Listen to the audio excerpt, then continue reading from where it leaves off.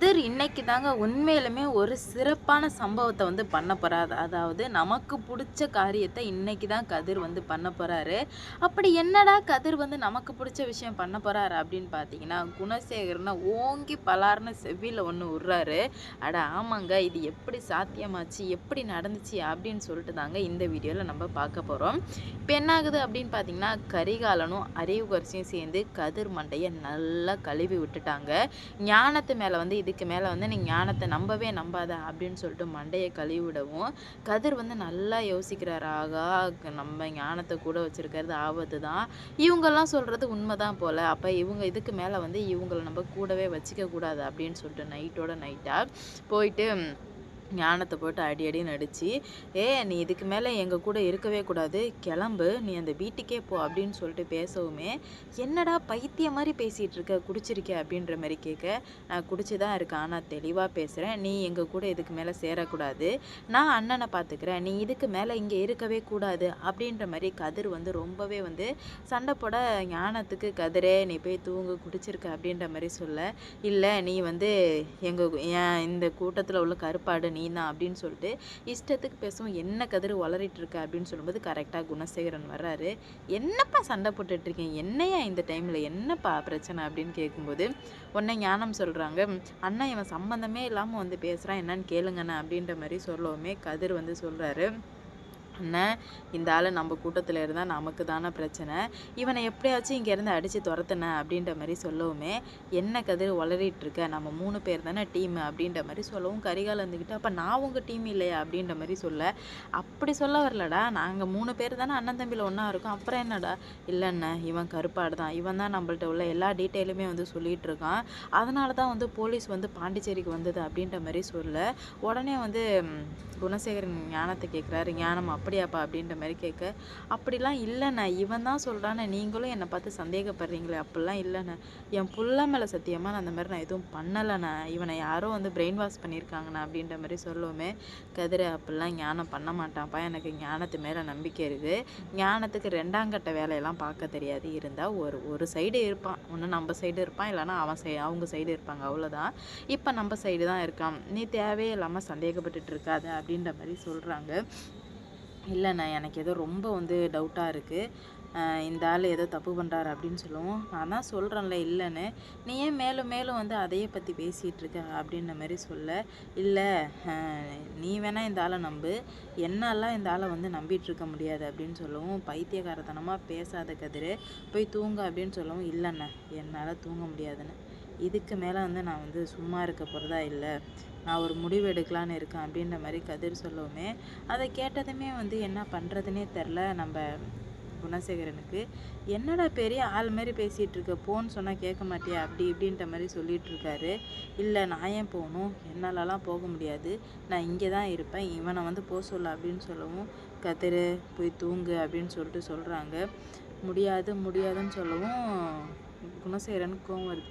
"நான் சொல்லிகிட்டே இருக்கேன், நீ பாட்டுக்கு என்ன முடியாதுன்னு சொல்கிற கதிர்" அப்படின்ற மாதிரி சொல்ல, "நீ சொல்கிறதெல்லாம் என்னால் கேட்க முடியாதியா? நான் எனக்கு எது நல்லதோ, என் உயிருக்கு எது நல்லதோ அதை தான் நான் கேட்பேன். சும்மா உன் இஷ்டத்துக்குலாம் என்னால் ஆட முடியும்னு" சொல்லவும் குணசேகரனுக்கு கோவம் வந்துடுது. "என்னடா லூசு மாதிரி பேசிகிட்டு இருக்கேன், நான் தான் சொல்கிறேன்ன போ" அப்படின்னு சொன்னால், "நீ சொன்னால் நான் கேட்டணுமா?" அப்படின்ற மாதிரி சொல்லுவேன். "நீயே ஒரு திருட்டு பைய, உன்னையே போலீஸ் தேடுது. இல்லை நீ எனக்கு இது பண்ண போறியா?" அப்படி இப்படின்ற மாதிரி சொல்லுவோமே, குணசேகரனுக்கு ஒன்றுமே புரியல. "என்னடா இது, இவன் இஷ்டத்துக்கு பேசுகிறானே" அப்படின்னு சொல்லிட்டு உடனே ஞானம் "அண்ணன், என்னண்ணா இவன் இப்படி பண்ணிகிட்டு இருக்கான்" அப்படின்னு சொல்லவும், "நீ விடு ஞானம், நீ அதை பற்றி பெருசாக எடுத்துக்காத. அவன் ஏதோ லூசுத்தனமாக பேசுகிறான். நீ அதை ஒன்றும் பெருசாக எடுத்துக்காத" அப்படின்ற மாதிரி சொல்கிறாங்க. "இல்லைண்ணா, எனக்கு ரொம்பவே கஷ்டமாக இருக்குது. நானும் தான் உங்கள் கூட உழைச்சிட்டு இருக்கேன். பொண்டாட்டி பிள்ளைய விட்டுட்டு நானும் தானே உங்கள் கூட இருக்கேன்.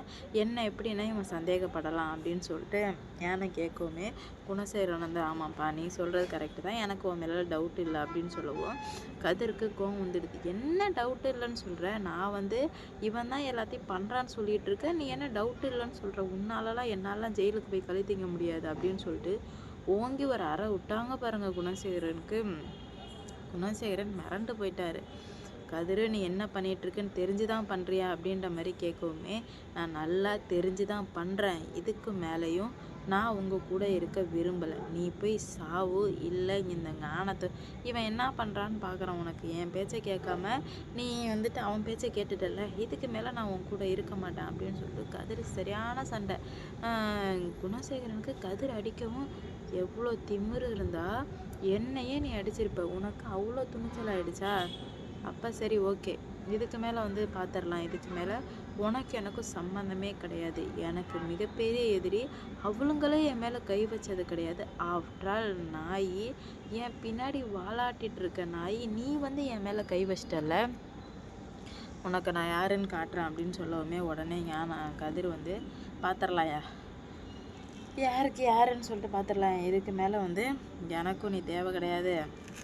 இதுக்கு மேலே நான் பார்த்துட்றேன் எங்கே என்ன நடக்குது, எவன் என்ன பண்ணுறான், நான் இன்னைக்கு ஒரு முடிவு கட்டாமல் விட மாட்டேன் அப்படின்ற மாதிரி கதிர் வந்து சொல்லவுமே குணசேகரனுக்கு என்ன பண்ணுறது போகிறதுனே தெரியல. இதுக்கு மேலே என் முன்னாடியே நின்றுடாத, கரிகாலா இவனை கூட்டிகிட்டு போயிடு அப்படின்ற மாதிரி சொல்கிறாங்க. மாமா நான் உன் பக்கத்தானே மாமா நிற்பேன் அப்படின்னு சொல்லவும் கதிருக்கும் கரிகாலனுக்கும் முட்டிக்கிச்சு. டேய், நீ அவர் பக்கம்னா அப்போ அவர் பக்கமே இருந்துரு, இதுக்கு மேலே வந்து ஏன் மூஞ்சில முழிச்சிடாத அப்படின்ற மாதிரி கரிகாலான்னு சொல்ல, கரிகாலன் என்னடா இது, நம்ம பற்ற வச்சு நமக்கே இவ்வளோ ஆப்பா மாறிடுச்சு அப்படின்னு சொல்லிட்டு ரொம்பவே வந்து குழப்பத்தோடு இருந்துட்டு இருக்கான் கரிகாலன். அவனுக்குமே வந்து என்ன பண்ணுறது போகிறதுன்னு சொல்லிட்டு சுத்தமாக புரியல. ஆகா, ஏதோ நடக்குது, இப்படியே விட்டு வச்சா ஏதோ மிகப்பெரிய ஒரு அசம்பாவிதம் இருக்குது அப்படின்னு சொல்லிட்டு தெளிவாக வந்துட்டு சொல்லிடுறாங்க. இதனாலவே வந்துட்டு குணசேகரன் என்ன பண்ணுறதுனே தெரில. இவன் ஏன் இப்படி நடந்துக்கிட்டான், இவன் இல்லைனாலும் சரி வராதே, நமக்கு ஞானம் இல்லைனா கூட இருந்துடலாம், ஆனால் வந்து கதிர் இல்லாமல் இருக்க முடியாதே அப்படின்னு சொல்லிட்டு குணசேகரன் ஒரு பக்கம் அவர் யோசிக்க ஆரம்பிக்கிறாரு. அவருக்கு என்ன பண்ணுறதுனே தெரியாமல் ரொம்ப தீவிரமாக யோசிக்க ஆரம்பிக்கிறாரு. இதுக்கு மேலே நம்ம வந்து ஏதாவது ஒன்று பண்ணியே ஆகணும். இந்த பையன் போயிட்டாலும் நம்மளால் அந்த பையன் இல்லாமல் நம்மளால் இருக்க முடியாது, நம்ம தான் ஏதாவது ஒன்று பண்ணியே ஆகணும் அப்படின்ற மாதிரி ஒரு முடிவுக்கு வந்துட்டுருக்காங்க. இதனால் என்ன நடக்க போகுது அப்படின்னு சொல்லிட்டு வெயிட் பண்ணி பார்க்கலாம். கூடிய சீக்கிரம் எல்லாருக்குமே ஒரு மிகப்பெரிய பதிலடி இருக்குன்னு நான் நினைக்கிறேன். நீங்கள் என்ன நினைக்கிறீங்க அப்படின்னு சொல்லிட்டு மறக்காமல் கமெண்டில் சொல்லிட்டு போங்க. அப்போ தான் அடுத்தடுத்து என்ன நடக்க போகுது, எப்படிலாம் இதை கொண்டு போகிறாங்க அப்படின்னு சொல்லிட்டு வெயிட் பண்ணி பார்க்கலாங்க. மறக்காமல் லைக் பண்ணுங்கள், ஷேர் பண்ணுங்கள், சப்ஸ்கிரைப் பண்ணிக்கோங்க. கதிர் குணசேகர் நடித்ததை யாருக்கெல்லாம் பிடிச்சிருந்துச்சோ அவங்களாம் மறக்காமல் கமெண்டில் சொல்லிவிட்டு 100க்கு எத்தனை மார்க் கொடுப்பீங்க அப்படின்னு சொல்லிட்டு மறக்காமல் கமெண்டில் சொல்லிட்டு போங்க.